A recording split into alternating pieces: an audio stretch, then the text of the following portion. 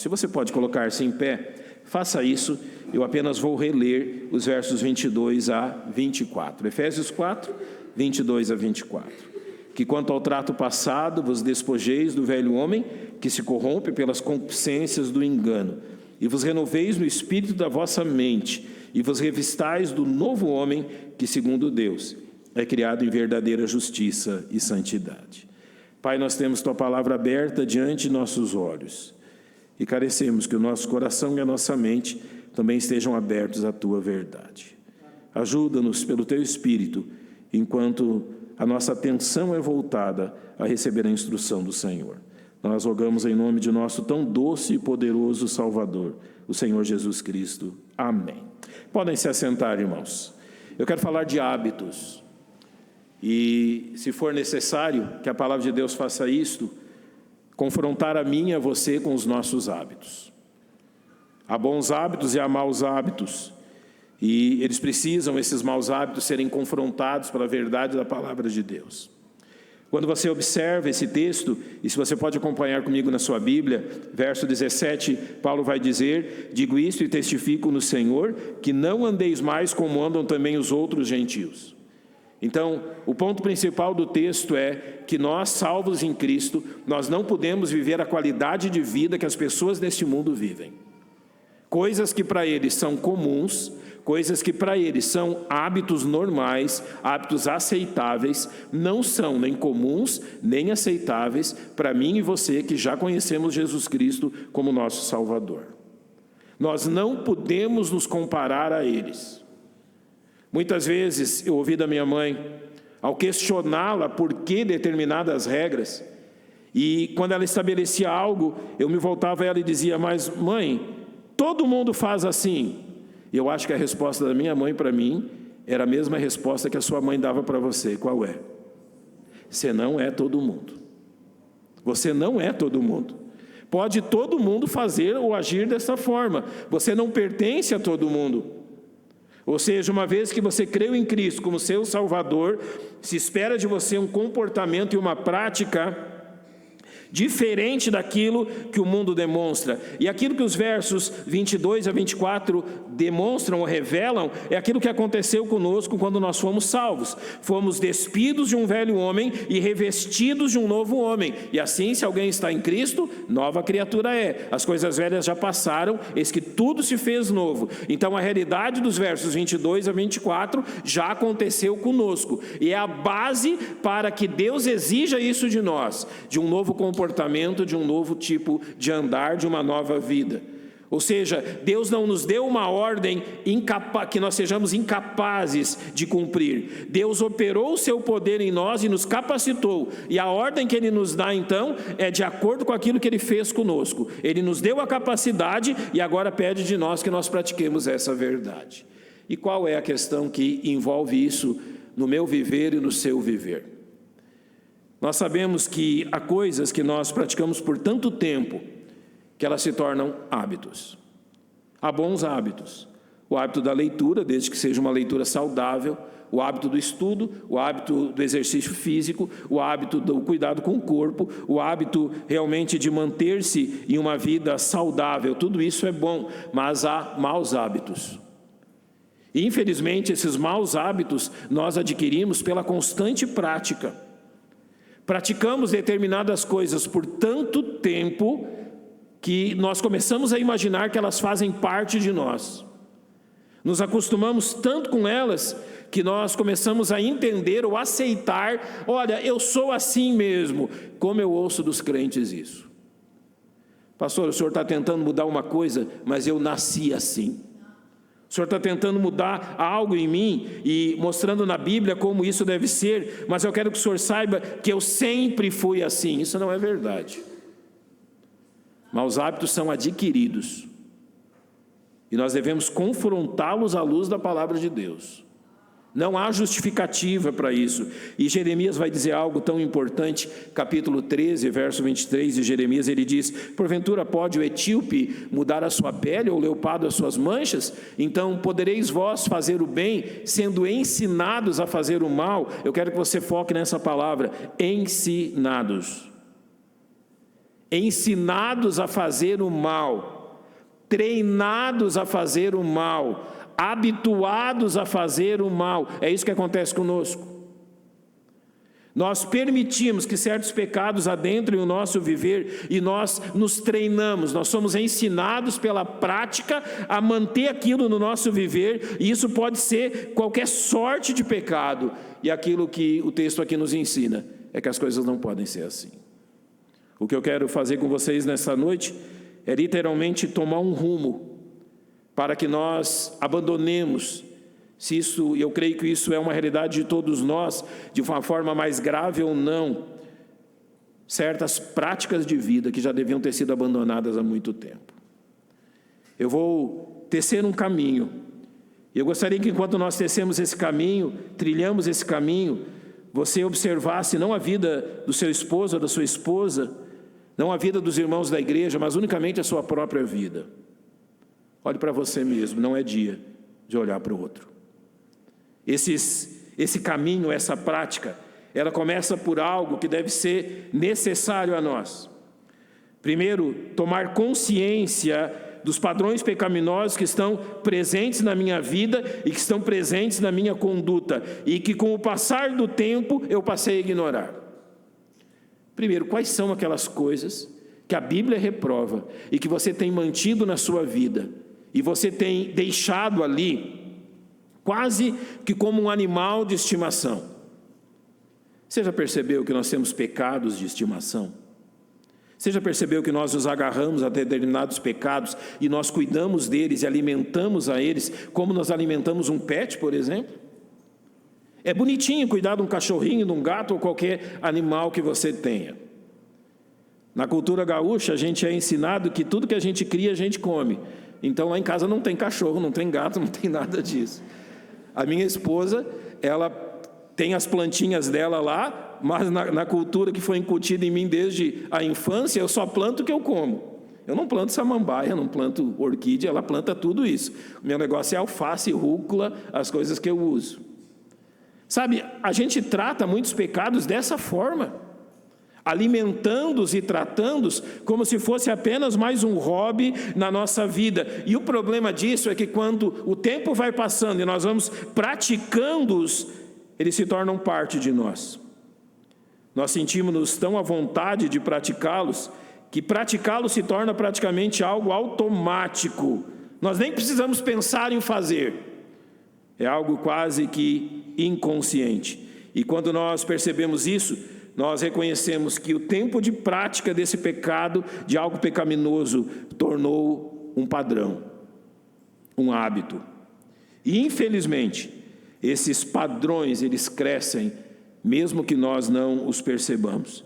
E quando então nós reconhecemos a frequência com que cometemos determinados pecados, nós começamos a perceber a seriedade disso na nossa vida. Eu vou usar alguns exemplos, e me perdoe se esse exemplo couber no seu viver. Há pessoas que se habituaram tanto a demonstrar ira, que não se importam nem um pouco de extravasar sua ira para com a esposa, para com os filhos, ou para com qualquer pessoa que estiver diante deles. Alguns de nós se habituaram tanto a extravasar sua ira diante de qualquer contrariedade, que eles passam a ser reconhecidos como homens e mulheres irados. Isso é algo público, algo visível exteriormente. Mas é aquelas coisas que não são públicas e que não são visíveis exteriormente. Até a própria ciência tem reconhecido que a pornografia é um mal que destrói o nosso próprio cérebro. Que a pornografia tornou-se um mal em nosso tempo, e o vício na pornografia tornou-se de um alarme, de uma situação tão descontrolada em nossa sociedade, que até os homens ímpios estão preocupados com isso. Agora, tente entender como algo que algumas décadas atrás, por exemplo, no estatuto da minha igreja, quando eu era criança, estava escrito lá que se você fosse no cinema, você era excluído do rol de membros da igreja. Por que estava escrito isso? Porque era no cinema onde você encontrava filmes de baixa moral, Então, na minha casa eu fui ensinado que não podia passar no calçadão da cidade, porque os 2 cinemas da cidade eram no calçadão, então a gente desviava para chegar na escola. Passaram-se os anos e aquilo que você tinha que ter investimento e trabalho para ter acesso, hoje nós temos aonde? Aqui na palma da mão.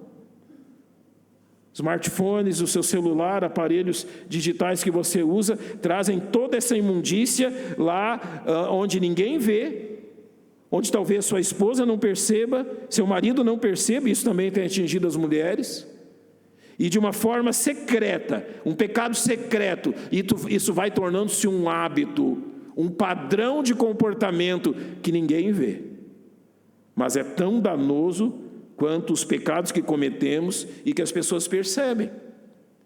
É tão danoso quanto o padrão de comportamento e o pecado da preguiça, da mentira, da murmuração.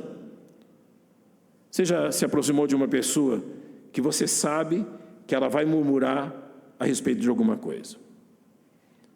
Na nossa igreja houve uma época que nós enfrentamos duramente isso. Alguns de nós começaram a murmurar de tudo que estava diante deles. E sabe quando isso foi curado? Quando nós começamos a exortar essas pessoas com mais afinco, demonstrando para elas como elas estavam permitindo um padrão de pecado e de murmuração na vida delas, que estava destruindo não a igreja, também destruía a igreja, mas destruía primeiro a vida delas. Então o primeiro passo é: quais são os hábitos pecaminosos que você tem tratado como um animal de estimação? Quais são os hábitos que talvez ninguém saiba? Eles podem ser públicos ou podem ser secretos. Para o nosso Deus não faz diferença. Quais são esses hábitos pecaminosos que estão hoje na sua vida? Quais são as questões que têm atrapalhado o seu crescimento espiritual, sua dedicação a Cristo? E eles atrapalham sim e impedem que você seja um marido de acordo com as Escrituras, que você seja uma esposa de acordo com as Escrituras, que nós tenhamos filhos criados de acordo com as Escrituras, que tenhamos uma igreja livre destas questões, livre desses impedimentos, e aquilo que tem nos atrasado e segurado em nossa dedicação a Cristo, da nossa vida e da nossa igreja, talvez esteja nisso. Então a primeira questão nesse caminho é: quais são as questões em sua vida? Quais as questões particulares? Observando isto, nós temos que partir para um segundo passo, que é realmente reconhecer que para cada um desses hábitos, desses pecados, há uma alternativa bíblica, há uma ordem bíblica, há realmente um caminho bíblico. E você pode perceber isso olhando a partir do verso 25 do capítulo 4 de Efésios. Por exemplo, ele vai tratar da questão da mentira no verso 25. Por isso deixai a mentira e falai a verdade com o seu próximo. Ele vai tratar da ira no verso 26, irai-vos e não pequeis. Ele vai tratar do furto no verso 28, aquele que furtava, não furte mais, antes trabalhe, fazendo com as mãos o que é bom. Ele vai tratar de palavras torpes no verso 29, não saia da vossa boca nenhuma palavra torpe, mas só que for boa para promover a edificação. Ele vai tratar de amargura no verso 31, amargura, ira, cólera, gritaria, blasfêmia, malícia, sejam tiradas dentre vós. Antes sede uns para com os outros, benignos, misericordiosos, perdoando-vos uns aos outros, como também Deus vos perdoou em Cristo. Você precisa reconhecer que ao invés desse hábito que você criou na sua vida, há uma verdade bíblica a ser obedecida. Eu falei com isso com os jovens ontem, verso 25, quando um homem deixa de ser mentiroso? Quando ele para de mentir? Não, quando ele começa a falar a verdade. Ou seja, há um caminho bíblico para cada questão dessas em nosso viver. Há um caminho, há uma solução bíblica e nós precisamos reconhecer essa verdade. Que Deus realmente quer algo diferente de nós em nossa vida, e a Bíblia apresenta isso de uma forma muito clara. Então, um terceiro passo para isso é que nós precisamos estruturar a nossa circunstância, a nossa situação, visando uma mudança. E eu creio que você concorda comigo, mudanças não são fáceis. Houve padrões de pecado na minha vida que eu lutei durante anos e anos. Padrões de pecado que exteriormente as pessoas não viam, mas que, biblicamente, eu precisei encará-los em algum momento. Questões em minha vida que não podiam mais permanecer daquela forma. E eu precisei entender como, biblicamente, eu devia lutar com aquilo. Como eu precisava remover realmente os impedimentos que me faziam viver dessa forma. E aqui eu lembro daquilo que Jesus nos ensina. E você vai lembrar bem desse ensino em Mateus capítulo 5. Se o teu olho te faz tropeçar, o que o Senhor disse? O que ele falou? Faz o quê? Arranca-o. Se tua mão direita te faz tropeçar, arranca-o e atira-o para longe de ti. Sabe como nós chamamos isso? Erradicação radical. É radical essa atitude. E o que o Senhor está dizendo ali? Ele não está incentivando ninguém a mutilar o seu corpo, não é isso. Eu, em toda a vida cristã, conheci um caso apenas disso, de alguém que seguiu isso literalmente. Mas não é isso que o Senhor está ensinando. O que Ele está nos dizendo é que o pecado é algo tão maligno, que é melhor você tirar isso da sua vida. É melhor você reconhecer isso e agir de acordo com o princípio que Ele estabelece ali. Há pecados que nós só vencemos quando nós impedimos que tais coisas cheguem até nós. Vou usar um exemplo. Você já acompanhou alguém com problema de drogadição? Você tenta dar o apoio, a ajuda, mas chega um momento que você precisa tomar uma ação radical. Essa pessoa precisa ser colocada num lugar onde ela não tem acesso àquilo que o corpo dela e a mente dela desejam. Isso é uma erradicação radical. Você corta o acesso. É o mesmo princípio usado por Jesus. Nesta mudança, nós precisamos estruturar a nossa vida de tal forma que nós precisamos cortar de diante de nossos olhos realmente aquilo que faz mal à nossa alma. E eu digo a vocês com toda sinceridade, nós tivemos um caso de um homem, de um marido, de um irmão na igreja em Goiânia, que eu precisei dar sugestão a ele, dizer a ele o que ele devia fazer. Eu disse: meu irmão, você é um tipo de homem, você é um caso específico, que você não pode ter um celular na sua mão.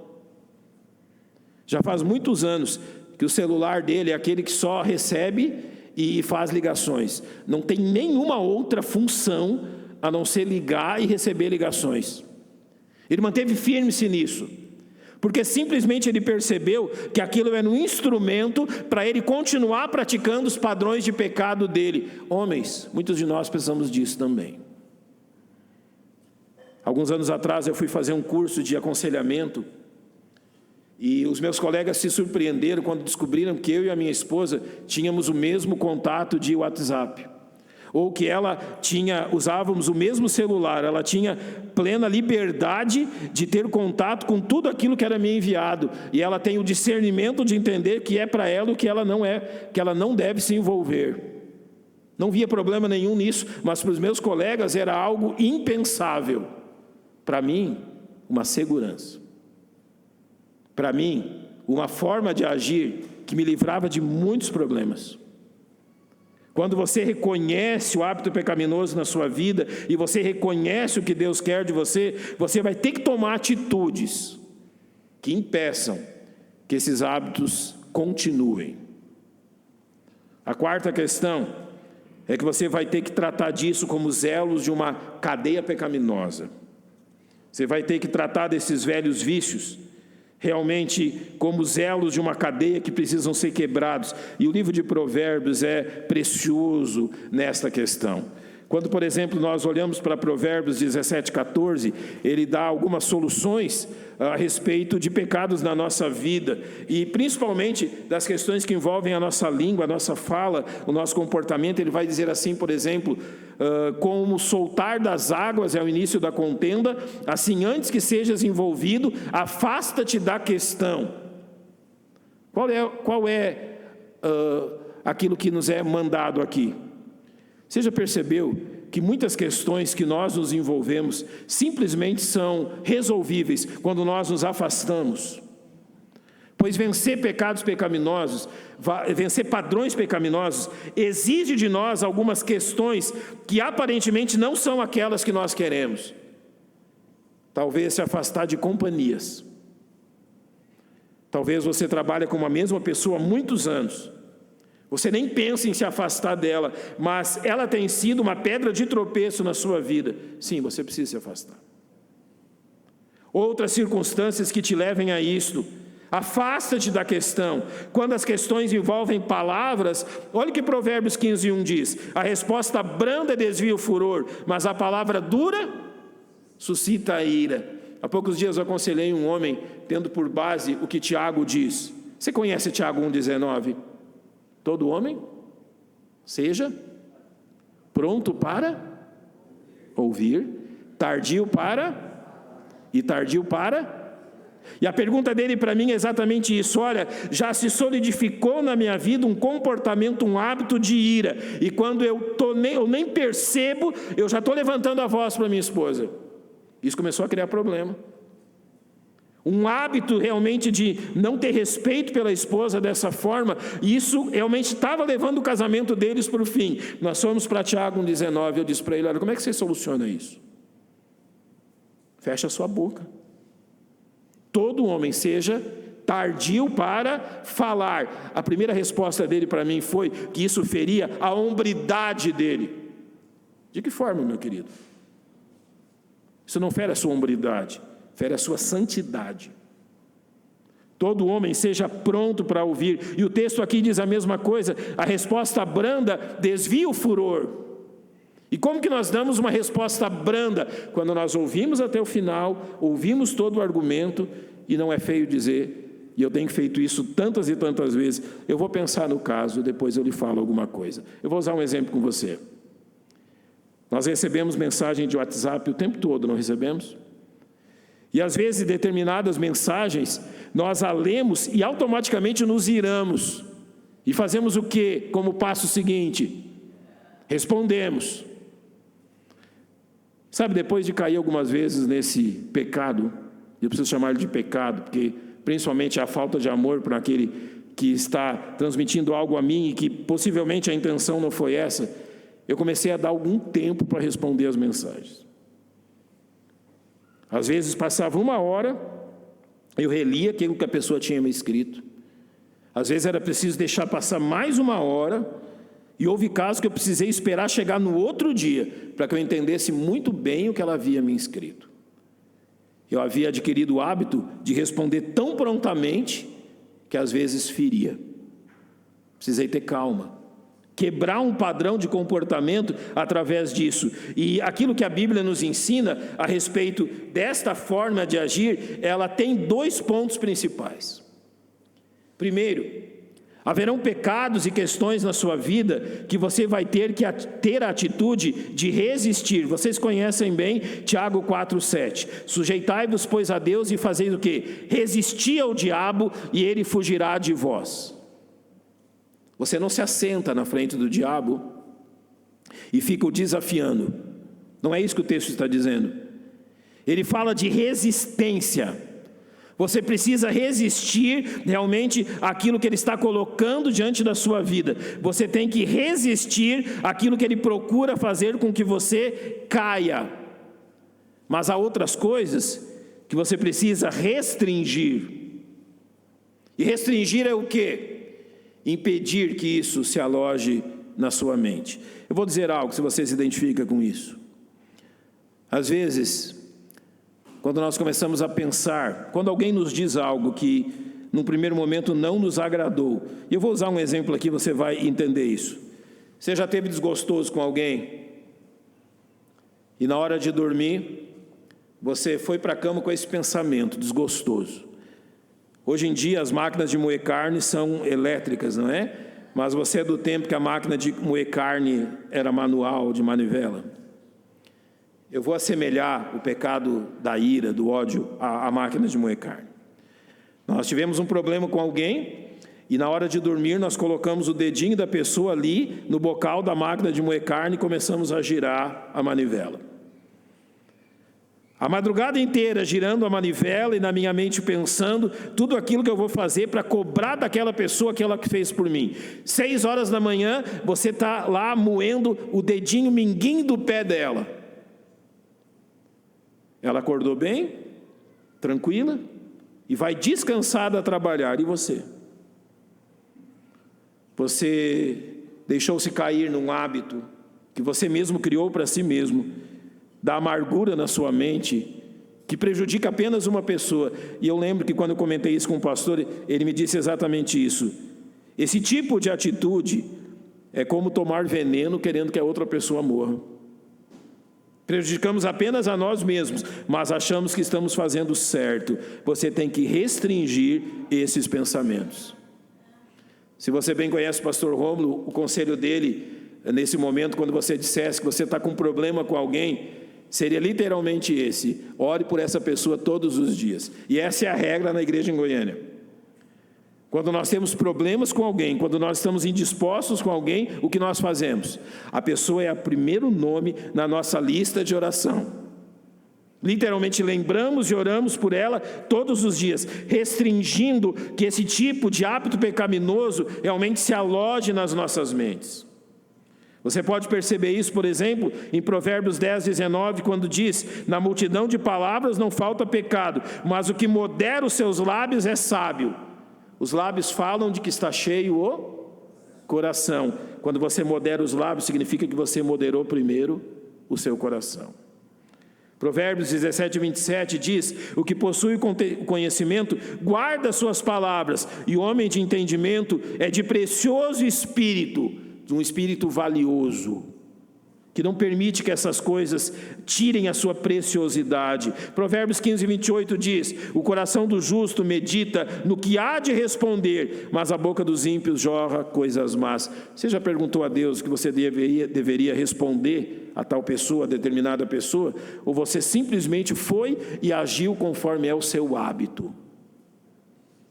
Você sinceramente já chegou diante de Deus dizendo: Senhor, me ensina o que eu tenho que responder para essa pessoa, porque eu não sei o que eu tenho que responder, e que se eu responder hoje, as coisas não vão ser boas.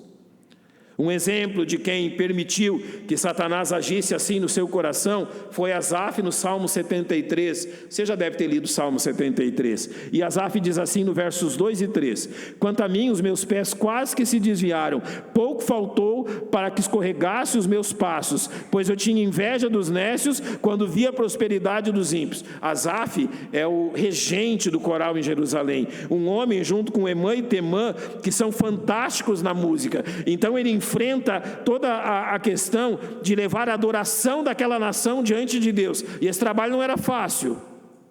O que o Salmo nos coloca aqui, dá-nos a entender, é que possivelmente Asaf está pensando em tudo isso. Então ele olha acima dos muros do templo, ele está olhando para os prédios que tem lá fora, e ele está vendo os ímpios tendo uma vida realmente, aparentemente muito boa. Eles estão fazendo uma festa, eles estão fazendo um churrasco, e eles estão lá felizes pela vida de impiedade deles. Então ele se volta para si mesmo e começa a se perguntar: aquilo que eu estou fazendo vale a pena? Eu estou servindo a Deus desse jeito, eu estou fazendo o meu melhor para Ele, eu enfrento pessoas difíceis de trabalhar com elas, e isso está me desgastando, e agora Satanás colocou no meu coração de que tudo isso é uma grande injustiça, porque eu que me preocupo com Deus, passo por tudo isso, e aqueles homens lá fora, que estão em rebeldia contra Deus, eles vivem em plena tranquilidade. Você já pensou permitir que isso se aloje no seu coração? Asaf chegou ao ponto de, então, no verso 16 diz: quando pensava em entender isto, foi para mim muito doloroso, até que entrei no santuário de Deus, e então entendi eu o fim deles. Ele teve a resposta. E o verso 28 diz: mas para mim, bom é aproximar-me de Deus, pus a minha confiança no Senhor Deus, para anunciar todas as suas obras. Literalmente, há questões que você vai ter que prevenir, restringir, mas há uma questão que não deve ter restrição nenhuma. Como é que está a vida de leitura bíblica? Como é que está a vida de oração, meu irmão? Como é que está o reflexo disso no seu viver? Porque tem coisas que você tem que restringir, tem coisas que você tem que prevenir, e há coisas que você precisa praticar para que isso seja vencido. E talvez os hábitos pecaminosos estão há tanto tempo ali, porque você, exatamente isso, nunca teve uma vida de oração e meditação nas Escrituras de uma forma séria. Fica sempre para depois, fica sempre quando estou cansado. Eu escutei um pastor dizer há poucos dias atrás qual é a oração dele na hora de dormir, porque parece que na hora de dormir a gente quer tirar o atraso, né? Quer lembrar de todo mundo. Eu brinco lá em casa que o meu sogro, quando vai orar na hora do almoço, você não pode estar com fome, que ele vai lembrar de todo mundo. Não é ruim, mas não é bom lembrar de todo mundo quando nós vamos dormir. Esse pastor disse: olha, a minha única oração quando eu coloco a cabeça no travesseiro é: meu Deus, eu estou dormindo, cuida desse mundo. Não tem mais o que fazer, você vai dormir pelas próximas horas. Não é hora e nem momento de você suportar todo esse peso. Então, nós precisamos realmente refletir em nosso coração se os nossos hábitos de oração e meditação nas Escrituras são hábitos firmes. Então, a quantas anda isso na sua vida? Indo para o final, essa prevenção e restrição, ela deve ser somada a algo. Obter ajuda externa. Literalmente, buscar ajuda, e parece que isso não é fácil para nós. Irmãos, há determinados hábitos pecaminosos que nós só vencemos com ajuda. Só vencemos quando reconhecemos isto e reconhecemos que nós precisamos de alguém que talvez já tenha vencido a mesma questão e que precisa realmente passar a nós a sua experiência para que nós entendamos como vencer esse pecado na nossa vida.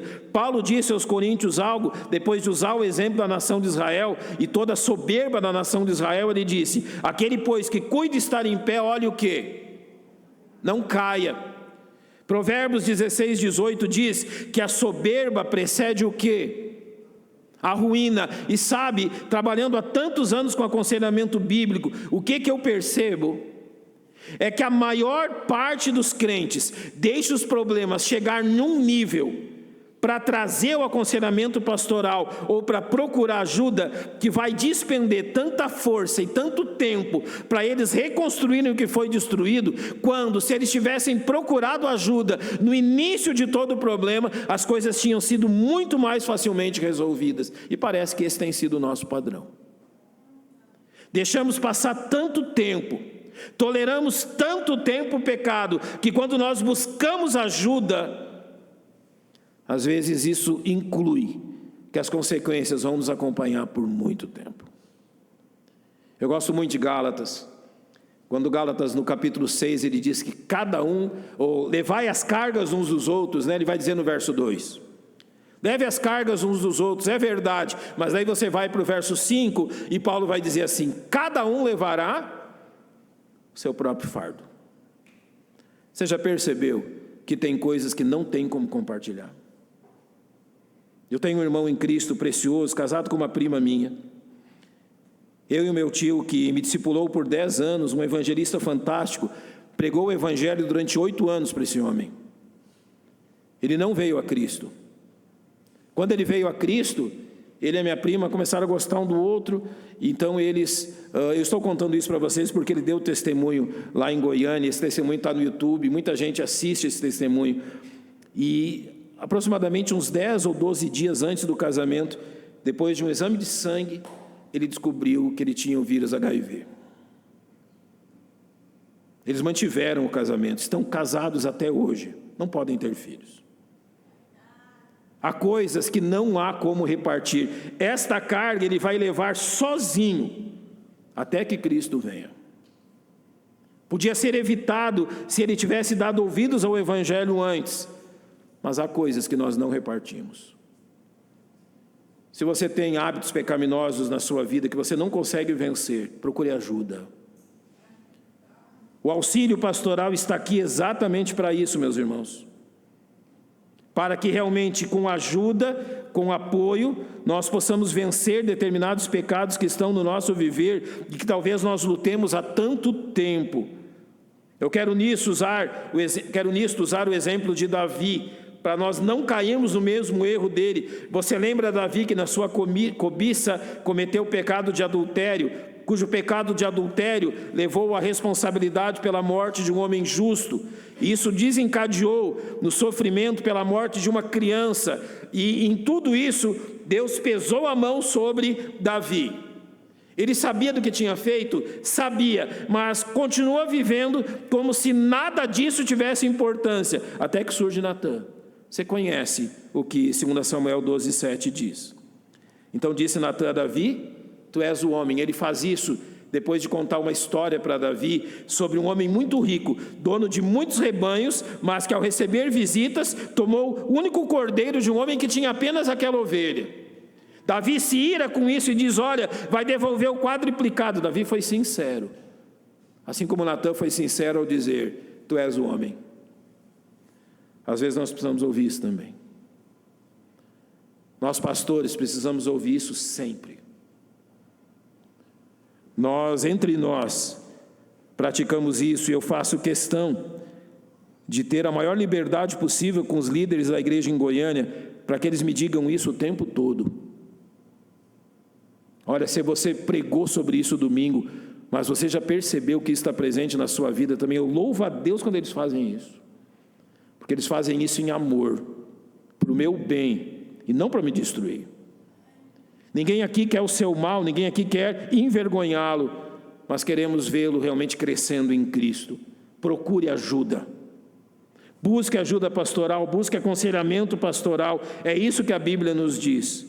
E esse aconselhamento e essa ajuda vai levá-lo a salientar algo que é imprescindível. Você é um salvo em Cristo, você vive para Cristo, e o cristianismo não é uma religião, é um relacionamento com Cristo, de tal forma que, 2 Coríntios, Paulo vai dizer assim aos Coríntios: porque o amor de Cristo nos constrange, julgando nós assim, que se um morreu por todos, logo todos morreram, e ele morreu por todos, para os que vivem, não vivam mais para si, mas para aquele que por eles morreu e ressuscitou. Qual vai ser o direcionamento desse aconselhamento? Convém que eu diminua, que Jesus Cristo cresça no meu viver. Todas as vezes que você buscar aconselhamento pastoral, esse é o objetivo. Menos de você, mais de Cristo. Menos de hábitos pecaminosos, mais de hábitos santos e puros. Eu faço parte do ministério de evangelismo da nossa igreja. São 15 homens que todos os sábados nós saímos para pregar o evangelho batendo de porta em porta. E o testemunho entre todos nós sempre é o mesmo. Olha, nesse sábado, na hora que eu fui sair para o evangelismo, aconteceu isso, isso e isso. Nessa manhã de sábado, tantas pessoas me procuraram. Sempre há um empecilho. Sempre há algo contra a cumprirmos aquele objetivo. E nós precisamos nos encorajar uns aos outros, para que isso não seja deixado. Para que realmente aquilo que Cristo quer de nós, para que viver para Ele, seja realmente a prática da nossa vida. Então, terminando, nós precisamos pôr em prática um novo padrão, um abandono de um padrão pecaminoso e o estabelecimento de um novo padrão, de novos hábitos. Qual é o problema ao adquirirmos novos hábitos? E eu enfrento muito isso no aconselhamento. A pessoa traz o seu hábito pecaminoso e mostramos na Bíblia o que a Bíblia requer dela. Ela volta uma semana depois e diz: pastor, não dá. Não consigo. Isso acontece sempre. E o que nós dizemos diante dessa circunstância? Durante quanto tempo você praticou o hábito errado? A maioria delas responde: 5, 10, 15, 20 anos. Por quanto tempo você tentou praticar o que é certo? 2 vezes essa semana. Sabe por que nós não conseguimos praticar os bons hábitos bíblicos para nós? Porque simplesmente nós achamos que nós não precisamos praticá-los pelo tempo necessário até que eles se tornem parte de nós. Você faz isso com a oração? Dedica um tempo específico amanhã para a oração. Terça-feira também vai ser difícil. Quarta, tantos compromissos, vir à igreja. Quinta-feira eu não vou fazer. Ah, meu irmão, nunca foi tão difícil fazer na sexta-feira. É tempo. Os hábitos santos precisam de tempo para exatamente se solidificarem, como se solidificaram hábitos errados. Então, o que é preciso? Disciplina. Você tem disciplina espiritual? Olha o que Paulo diz a Timóteo: rejeita as fábulas profanas e de velhas, exercita-te a ti mesmo em piedade, porque o exercício corporal para pouco aproveita, mas a piedade para tudo é proveitosa, tendo a promessa da vida presente e de que há de vir. Exercita-te. Você despende tempo para a sua vida espiritual? Você despende tempo para a prática piedosa? Em segundo lugar, busque sempre a orientação da palavra de Deus. Você sabe que Paulo diz a Timóteo no capítulo 3, toda a escritura é divinamente inspirada e proveitosa para ensinar, para repreender, para corrigir, para instruir em justiça, para que o homem de Deus seja perfeito e perfeitamente instruído para toda boa obra. Eu não sei quantas vezes você já leu a Bíblia, e é bom que pelo menos uma vez por ano você o faça, mas eu tenho acrescentado isso, algo ao meu viver, que tem me ensinado e me ajudado muito. Na última semana, eu fui fazer o devocional em 2 Pedro, capítulo 1, e eu não consegui passar de 2 palavras. Pedro vai dizer assim: Simão Pedro, servo de Deus e apóstolo de Jesus Cristo. Eu não consegui passar das palavras servo e apóstolo. Servo é aquilo que você é espontaneamente. Apóstolo, aquilo que Deus fez de Pedro. 2 palavras me serviram de alimento para aquele dia. Eu jamais vou poder chegar a algo se primeiro não for um servo de meu Salvador. Leia a Bíblia, mas tenha o hábito de ler profundamente cada palavra dela. E finalmente, ore. O Senhor Jesus Cristo nos dá o exemplo em Lucas 5, ao dizer no verso 15 que a sua fama, porém, se propagava ainda mais, e ajuntava-se muita gente para o ouvir e para ser por ele curada das suas enfermidades. Agora olha o verso 16, ele, porém, retirava-se para os desertos e ali orava. Se o próprio Deus, se o próprio Filho de Deus despendia tempo em oração, nós, pecadores, desperdiçamos isso. Volto a perguntar: como estão os seus hábitos de oração? Como estão os seus hábitos de buscar ao seu Deus em oração? Para então encerrar com Romanos 12, 2.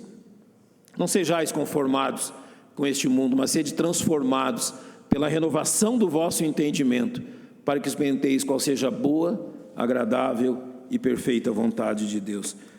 Só tem um lugar bom no mundo. Eu, no ministério, morei em lugares que eu amei estar lá. Depois que saí, pedi profundamente a Deus para voltar. Nunca voltei. Não é o lugar.